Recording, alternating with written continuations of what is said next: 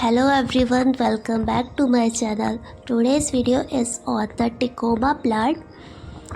The Ticoma plant, also known as the yellow bell flower, grows to a height of only 2 to 3 meters. Tecoma plant का scientific name है tecoma स्ट्रॉन्स और दक्षिण America का ये मूल निवासी है, लेकिन अब यह दुनिया भर में उष्णकटिबंधीय और उपोष्णकटिबंधीय क्षेत्रों में भी पाया जाता है ये। और इसके जो कॉमन नेम्स है वो है येलो एल्डर, येलो बेल्स। और ये फ्लावर्स आप देख सकते हो कितने सारे बंचेस पे लगे हुए हैं। And it is 98% evergreen plant with beautiful yellow flowers। बहुत ही वाइब्रेंट फ्लावर्स है इसके। टिकोमा जो है 98% सदाबहार पौधा है जिसके फ्लावर्स बहुत ही ज़्यादा ब्यूटीफुल होते हैं और इसको ज़्यादा रख रखाव की भी कोई ज़रूरत नहीं होती है और ये बहुत ज़्यादा कम पानी में भी सर्वाइव कर जाता है। इसको ज़्यादा पानी की भी ज़रूरत नहीं होती है। And there is no need to apply pesticides. आपको इसके लिए कोई कीटनाशकों का भी प्रयोग करने की आवश्यकता नहीं होती है, बस आप मिट्टी में थोड़ा सा काऊ डंग ऐड कर सकते हो। और इसके जो फ्लावर्स होते हैं वो येलो बेल्स इसीलिए कहा जाता है इनको, क्योंकि ये घंटे के आकार के होते हैं, इसीलिए इनको येलो बेल्स कहा जाता है। और इसके जो फ्लावर्स होते हैं बहुत ही वाइब्रेंट होते हैं ये, और ये काफ़ी लंबे समय तक खिले भी रहते हैं और ये बटरफ्लाइज़ को काफ़ी अट्रैक्ट करते हैं। बीज आती है यहाँ पे मॉर्निंग के टाइम में। अगर मैं लीव्स की बात करूँ अगर इसकी पत्तियों की बात करें तो इस पौधे की पत्तियाँ जो है गहरे हरे रंग की होती हैं और इनका आकार लंबा और नुकीला होता है, आप देख सकते हो। अगर आप अपने गार्डन की खूबसूरती को बढ़ाना चाहते हो तो आप टिकोमा का प्लांट ज़रूर लगाइए, क्योंकि टिकोमा का जो पौधा होता है वो बेहद ही खूबसूरत होता है और इसके जो फूल होते हैं वो आपके होम गार्डन को काफ़ी ज़्यादा आकर्षक बना देते हैं। और टिकोमा के जो फ्लावर्स होते हैं वो अलग अलग कलर्स में आते हैं, रेड, ग्रीन, ऑरेंज। इसको जो है तो बगीचों में और पार्कों में, घरों की बाउंड्रीज में सजावटी पौधे के रूप में भी लगाया जा सकता है। यह धूप वाली जगह में बहुत अच्छे से बढ़ता है और अच्छे से ग्रो करता है वहाँ पे जहाँ पे धूप आती हो अच्छी।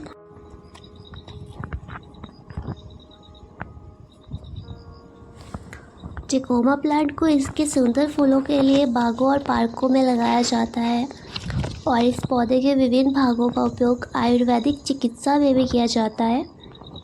और टिकोमा प्लांट जो है वायु प्रदूषण को कम करने और मिट्टी की गुणवत्ता को सुधार करने में भी बहुत ज़्यादा हेल्प करते हैं। अब मैं अगर क्लाइमेट की बात करूँ तो गर्म और शुष्क जलवायु में यह अच्छी तरह से फलता फूलता है और ये सूखा सहन कर सकता है। और आप इसको सीड्स से भी लगा सकते हो और कटिंग से भी लगा सकते हो, दोनों तरह से लग जाता है ये।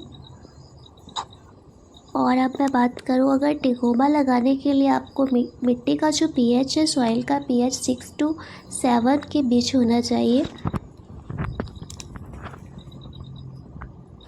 अगर आप इसको सीड से लगाना चाहते हो तो आपको क्या करना पड़ेगा, आपको रात को उन बीजों को पानी में भिगो कर रख देना और नेक्स्ट डे आपको जो आप जिस गमले में लगा रहे हो वहाँ उस गमले में एक होल कर देना है ताकि जो पानी है वो नीचे से निकल जाए। इसके बाद आपको जो भी आपका पॉट है या ग्रो बैग है उसमें अच्छी सी सॉइल, और आपको प्लांट लगाने के लिए सबसे पहले एक अच्छी पॉटिंग मिक्स तैयार करना होगा जो अच्छी जल निकासी की हो। और अच्छी पॉटिंग मिक्स तैयार करने के लिए आपको क्या करना पड़ेगा, गार्डन सॉइल और काऊ डंग या वर्मी कंपोस्ट हो गया आपका, इनको आप अच्छे से मिक्स कर लोगे और इसके बाद आप जो है तो अच्छी सी क्वालिटी का सीड लोगे और उन सीड्स को है रात को आपको पानी में भिगो कर रख देना है। फिर नेक्स्ट डे आपको एक गमला लेना है और उसमें जो है होल कर देना है जिससे नीचे से पानी निकलने के लिए। और इसके बाद आपको या अपने पॉट या ग्रो बैग में मिट्टी डालें। फिर आपको क्या करना है, उसके बाद जो आपने रात को भिगो कर रखे थे सीड, उनको अपनी सॉइल में 1 इंच तक नीचे डालें। और उसके बाद जो है आपको गमले को ऐसी जगह रखना है जहाँ पे प्लांट को फुल सनलाइट मिले, पूरी धूप मिले अच्छे से। और आपको वाटर कैन से ही पानी डालना है, मिट्टी को अच्छी तरह से गीली कर देना है। और आपको पानी या तो इवनिंग में देना है या तो फिर सुबह मॉर्निंग के टाइम में देना है। दोपहर को आपको बिल्कुल भी पानी नहीं देना है। और आपको पानी तभी डालना है जब मिट्टी पूरी तरह से सूख जाए या भुरभुरी हो जाए, क्योंकि अगर आप ज़्यादा वाटरिंग करोगे तो आपका प्लांट नहीं चलेगा। और टिकोमा का ये जो प्लांट होता है, इसको 6 से 8 घंटे की धूप चाहिए ही होती है। और आप इसकी प्रूनिंग भी टाइम टू टाइम करते रहिए, जिससे आपको अच्छी फ्लावरिंग होती रहेगी। और ध्यान रहे कि प्रूनिंग के समय सामने आने वाली जितनी भी आपकी डेड डैमेज ब्रांचेस होती है या पत्तियां होती हैं पौधों से, हटा दें, आप उनको रिमूव कर दें, क्योंकि प्रूनिंग पौधे को सही आकार देती है और जिससे आपका जो प्लांट होता है बहुत ही ज़्यादा आकर्षित लगता है वो। अब अगर मैं इसके टेम्परेचर की बात करूं तो टिकोमा प्लांट के लिए उचित और सही टेम्परेचर बहुत ज़्यादा ज़रूरी है। और टिकोमा का जो पौधा होता है गर्मी में अच्छी से फूलता है, और इसके लिए आपको क्या होता है कि 20 डिग्री सेल्सियस से 30 डिग्री सेल्सियस के बीच उचित तापमान माना जाता है। इसका जो टेम्परेचर होता है 20 डिग्री सेल्सियस से 30 डिग्री सेल्सियस होना चाहिए।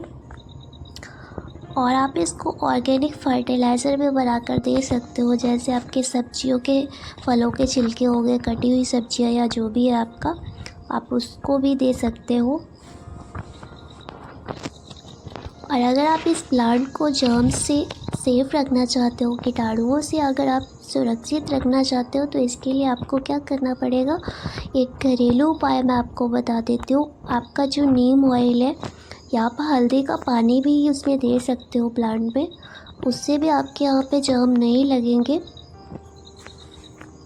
या फिर आप ऐसा भी कर सकते हो, नीम की जो पत्तियाँ होती हैं उसको पौधे के आसपास रख सकते हो, इससे भी आपका प्लांट सेफ रहेगा। तो it is a low maintenance plant. तो अगर आप पूरा साल भर फ्लावरिंग चाहते हो तो आप टिकोमा को ज़रूर लगाइए। और ये जो टिकोमा का प्लांट होता है इसको एनिमल भी नहीं खाते हैं, और इसका बहुत अच्छी झाड़ी बन जाती है। इसका बहुत ज़्यादा नौपी पेड़ नहीं बनता है, ये प्लांट ज़्यादा बड़ा हाइट में नहीं होता है ये, इसीलिए इसको आप ज़रूर ऐड करो अपने गार्डन में।